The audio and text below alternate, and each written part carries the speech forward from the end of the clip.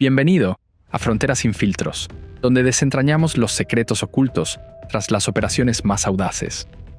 Una inspección de rutina a un camión en Texas desató una investigación multiestatal sobre una red logística clandestina y una infraestructura de túneles oculta.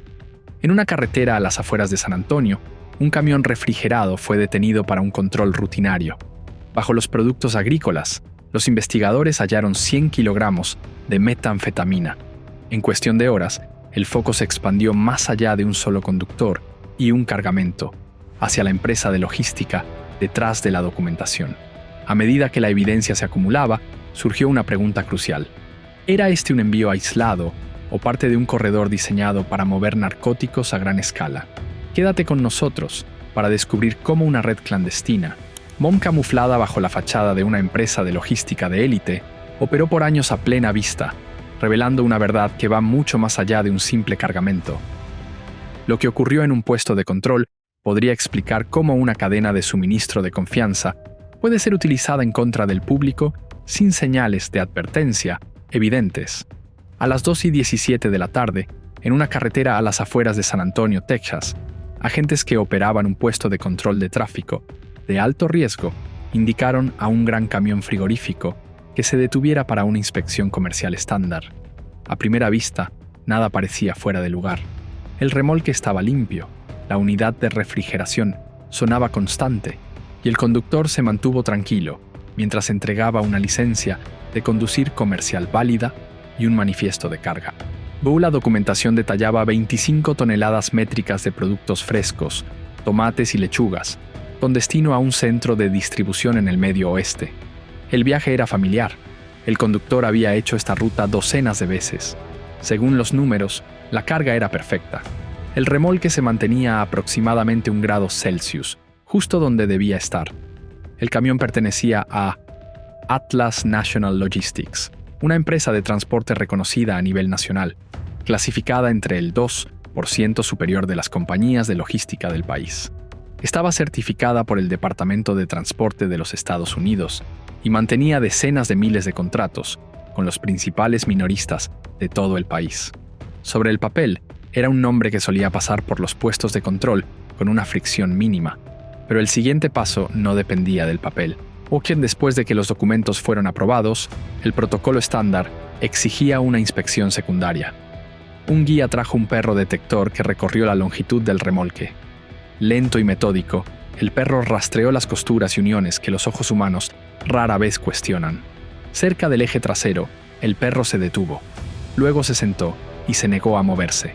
Los agentes intercambiaron una mirada, no de alarma, sino de concentración. Comenzaron con lo obvio. Se abrieron las cajas y se apartaron. Los productos salieron en pilas ordenadas. Tomates, lechugas, palets que parecían intactos. Nada apareció a la vista, ningún paquete suelto. Revisaron los paneles laterales. Se trajo un escáner de densidad y se pasó por el suelo del remolque. La lectura fue inmediata. Debajo de la plataforma refrigerada, el escáner detectó una anomalía. Hoy el suelo medía varios centímetros más grueso que la construcción estándar. Se sacaron herramientas, se quitaron pernos, se abrieron paneles metálicos. Debajo del suelo refrigerado no había aislamiento. En su lugar, había un compartimento hecho a medida, sellado herméticamente, lleno de punta a punta con bultos sellados al vacío, apilados con precisión industrial. Más tarde se confirmó que el contenido eran 100 kilogramos de metanfetamina. El valor estimado en el mercado negro superaría los $8 millones de este único camión. En ese momento, las detenciones dejaron de ser rutinarias, no solo por la cantidad, sino por la ingeniería. Esto no era un trabajo de ocultamiento apresurado. El compartimento estaba integrado en la estructura del remolque, diseñado para parecer normal, para pasar inspecciones ordinarias, para moverse bajo alimentos destinados a familias estadounidenses. Mientras se apartaban las últimas cajas de productos y los bultos quedaban completamente a la vista, una pregunta invadió la escena.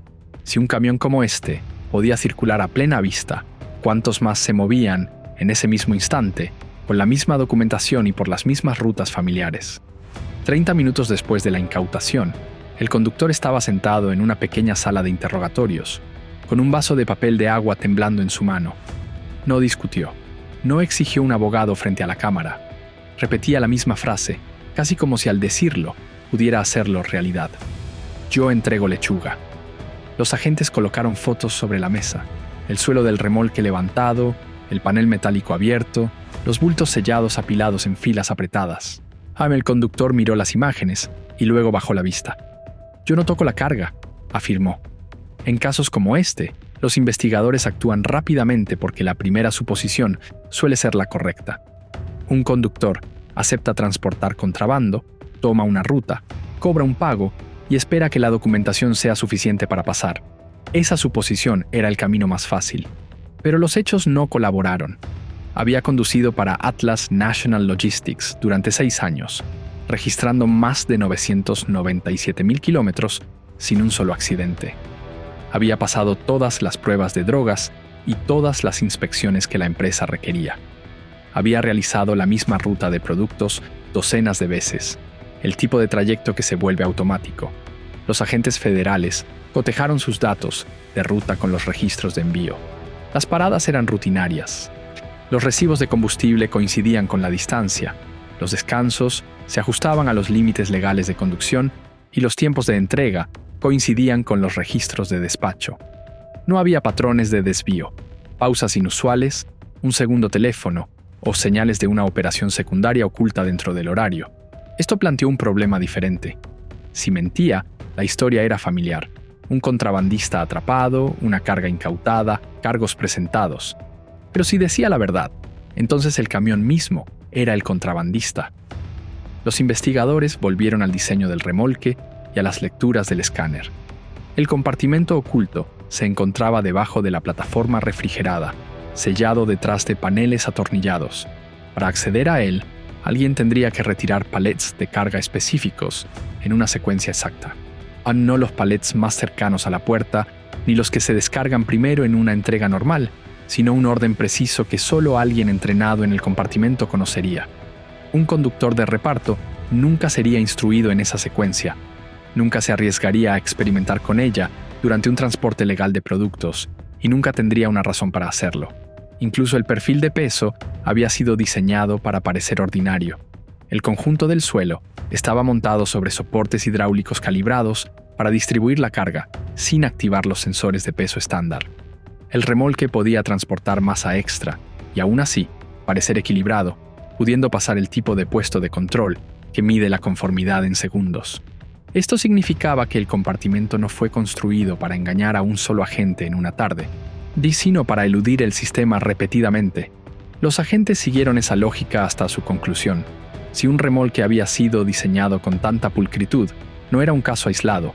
Era una plantilla, un diseño que podía instalarse en toda una flota y esconderse detrás de documentación legítima, aire refrigerado y un horario que parecía exactamente el de un comercio normal.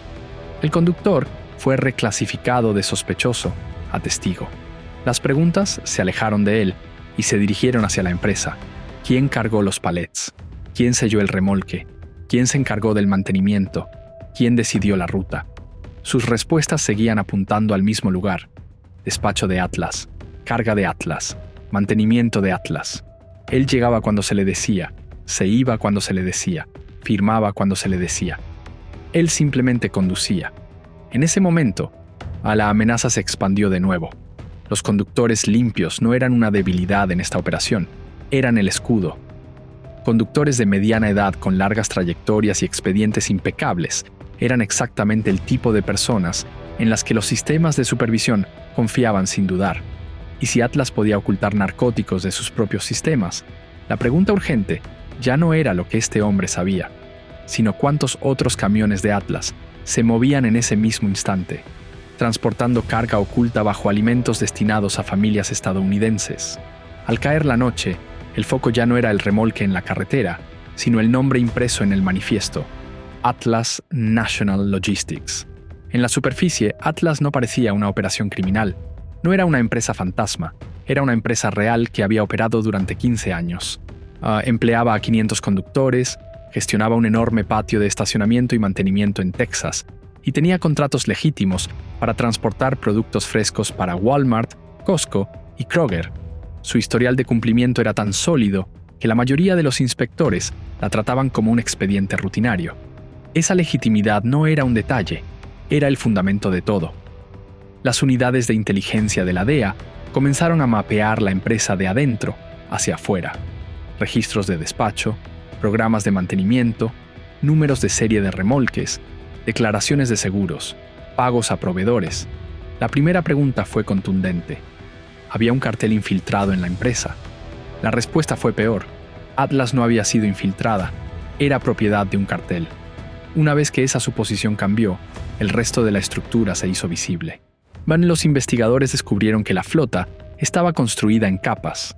Aproximadamente 150 camiones eran completamente legítimos, realizando rutas ordinarias con carga ordinaria.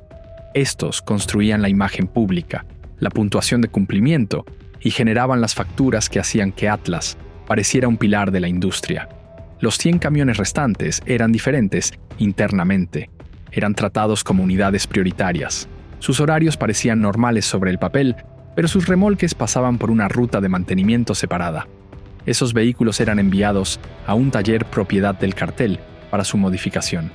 Los mecánicos no instalaban escondites aleatorios, instalaban sistemas ingeniosos, compartimentos hidráulicos debajo de los suelos refrigerados, paneles reforzados alineados con las costuras de fábrica, sujetadores elegidos para imitar la construcción estándar y una distribución de peso ajustada para evitar levantar sospechas.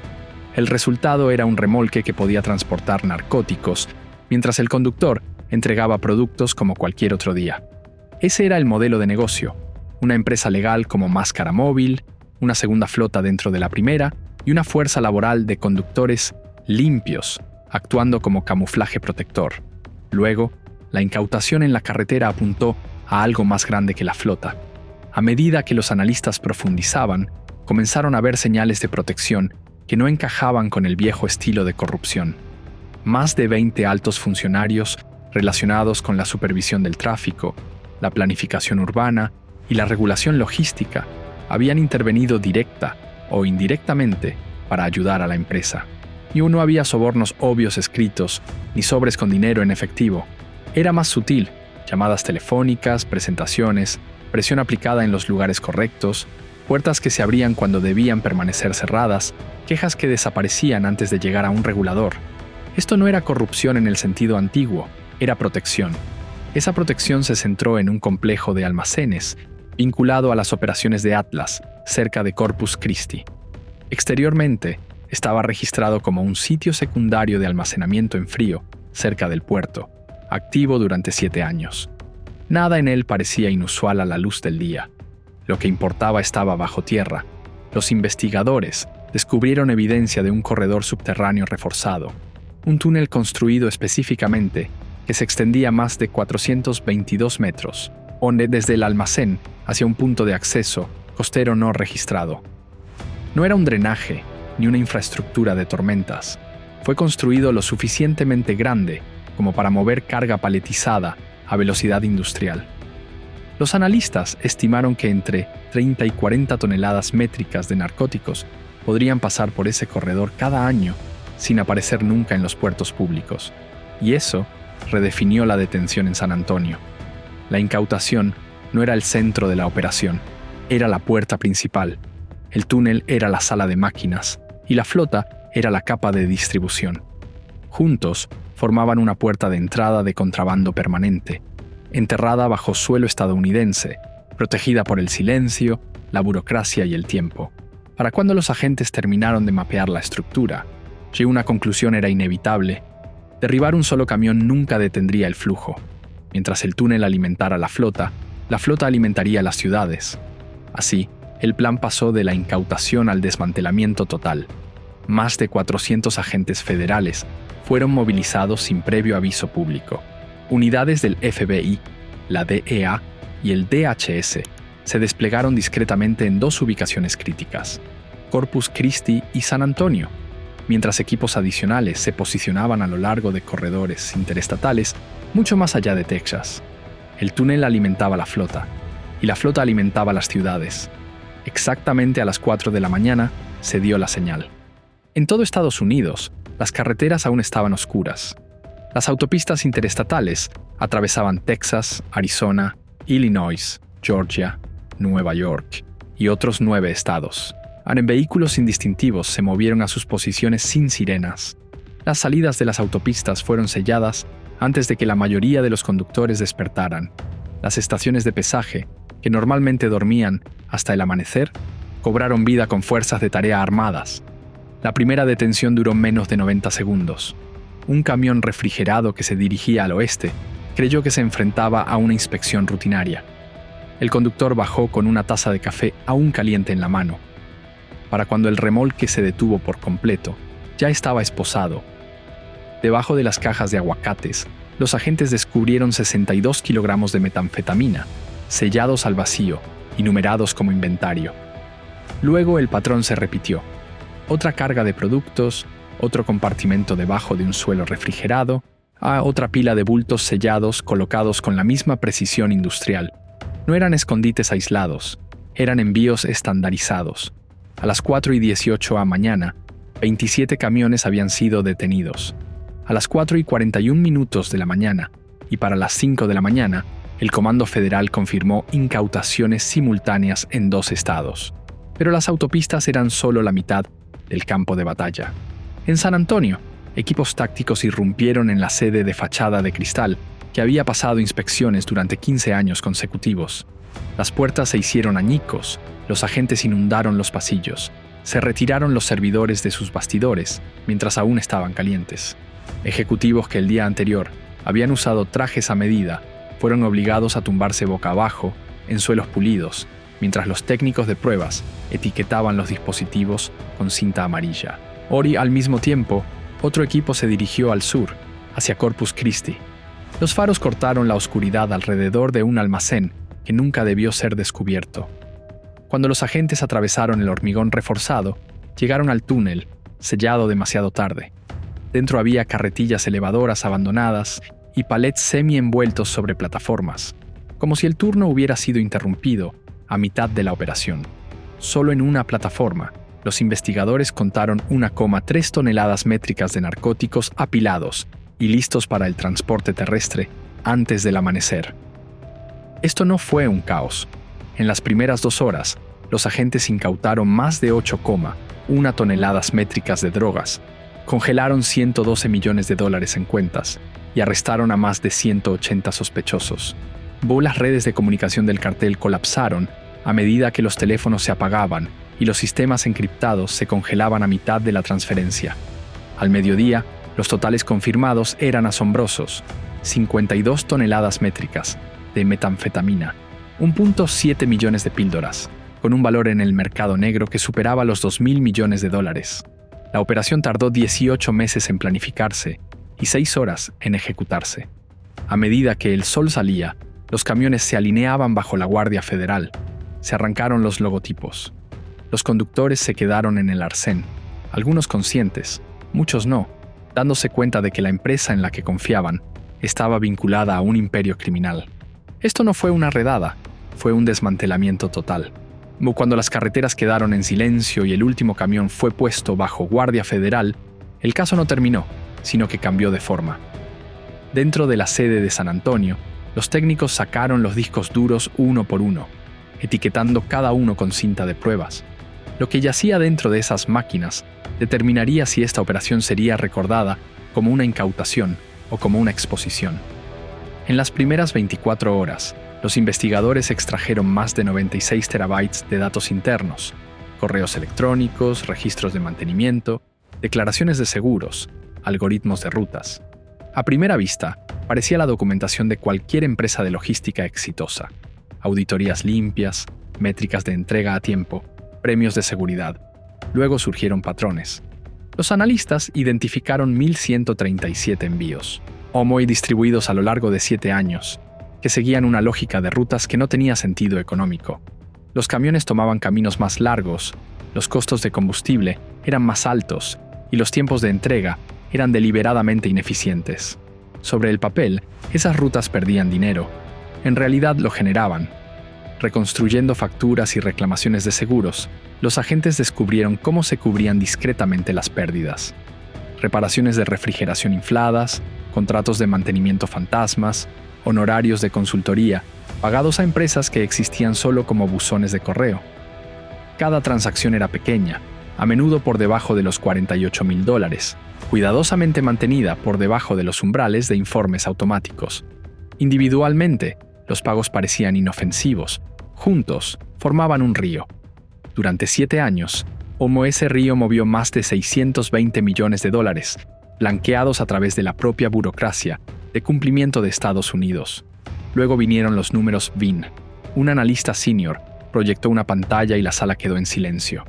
Los mismos números de identificación de camiones aparecían en 2 bases de datos federales separadas. Una identidad vinculada a entregas rutinarias de productos agrícolas, la otra discretamente conectada a narcóticos, de casos no relacionados en diferentes estados. Los camiones tenían doble vida. Uno pasaba las inspecciones, el otro nunca existió oficialmente. Las citaciones judiciales llegaron de la noche a la mañana. Al final de la semana, 47 cuentas bancarias en 4 estados fueron congeladas. 19 entidades corporativas, empresas de transporte, aseguradoras y empresas de mantenimiento fantasma fueron reclasificadas como coconspiradoras criminales. Un investigador veterano resumió la nueva realidad en voz baja. No vencieron las inspecciones, se convirtieron en las inspecciones. Pero las cifras obligaron a una segunda pregunta. ¿Qué había pasado antes del desmantelamiento? Utilizando las rutas de envío recuperadas de los sistemas de Atlas, los analistas federales superpusieron 7 años de datos de entrega con registros de salud pública. Los resultados fueron devastadores. Entre 2017 y 2024, los condados directamente servidos por las rutas prioritarias de Atlas registraron más de 430,000 sobredosis relacionadas con metanfetamina. Más de 112,000 fueron fatales. En ciudades donde los camiones de Atlas realizaban entregas semanales, las muertes por sobredosis de metanfetamina aumentaron un 68% más rápido que en regiones comparables. Las zonas rurales fueron duramente golpeadas. Salas de emergencia con 6 camas atendían de repente a 30 pacientes en una sola noche. Los investigadores comenzaron a llamar a los conductores, no como sospechosos, sino como testigos. Hombres y mujeres de 40, 50 y 60 años. La mayoría no tenía idea. Un conductor de 58 años había registrado más de 2 millones de kilómetros en 2 décadas y nunca había sido arrestado. Cuando se le mostraron fotos de los compartimentos ocultos, sus manos temblaron. Yo transportaba alimentos, dijo en voz baja. Yo alimentaba a mi familia. Otro conductor recordó haber informado de una distribución de peso irregular 5 años antes. La queja fue registrada, pero en 48 horas desapareció del sistema. Fue reasignado sin explicación. Los investigadores confirmaron más tarde que al menos 11 advertencias internas de seguridad habían sido discretamente borradas en múltiples departamentos. Ninguna llegó a los reguladores, ninguna desencadenó auditorías. Las agencias de bienestar infantil reportaron un aumento del 41% en las remociones de niños a lo largo de los corredores de Atlas. Los sistemas de acogida se vieron desbordados. En un condado del Medio Oeste, casi 1 de cada 4 niños que ingresaban al cuidado estatal tenía un padre con exposición documentada a metanfetamina, vinculada a los plazos de entrega que coincidían con los envíos de Atlas. Modelos conservadores sugirieron que la estructura vinculada a Atlas pudo haber contribuido a más de 190,000 muertes prematuras en todo el país a lo largo de 7 años. La mañana después del desmantelamiento no se sintió como una victoria, sino como una secuela. En 72 horas, las unidades de inteligencia que rastreaban los mercados ilícitos reportaron que el precio callejero de la metanfetamina se disparó casi un 300% en varias regiones. En algunas partes del Medio Oeste, un gramo que antes se vendía por $20 superó los 60. Los analistas confirmaron más tarde que más de 8,400 nodos de distribución activos dejaron de comunicarse abruptamente en un solo día. En Washington, se convocaron audiencias de emergencia a puerta cerrada. Si los auditores revelaron que Atlas había pasado todas las inspecciones federales durante 15 años consecutivos, ni una sola vez había sido señalada por irregularidades lo suficientemente graves como para desencadenar una revisión completa. La documentación había sido impecable, las puntuaciones de cumplimiento ejemplares, demasiado ejemplares. Las salvaguardias habían sido utilizadas como camuflaje. En cuestión de días, Atlas National dejó de existir como entidad legal. Se revocaron las licencias de operación, se incautaron los activos, se vallaron las propiedades.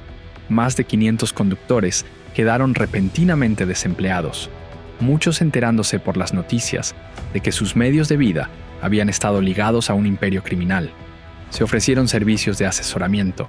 Si los agentes federales realizaron sesiones informativas, no para interrogar, sino para explicar. A lo largo de las antiguas rutas, las comunidades experimentaron algo raro. Las salas de emergencia reportaron una disminución del 22% en las admisiones relacionadas con metanfetamina en 2 semanas. La policía notó una disminución temporal en los robos y asaltos impulsados por drogas. Los refugios reportaron menos ingresos a medianoche. El cambio era frágil, pero inconfundible. Sin embargo, los analistas advirtieron que el modelo no era único. Atlas era simplemente el ejemplo más sofisticado descubierto hasta el momento. El balance final seguía siendo brutal. 52 toneladas métricas de metanfetamina incautadas, 1.7 millones de píldoras retiradas de la circulación, 112 millones de dólares congelados y más de 180 arrestos. Pero la lección más profunda fue difícil de asimilar. La operación no se escondió del sistema. Durante años, operó como el propio sistema.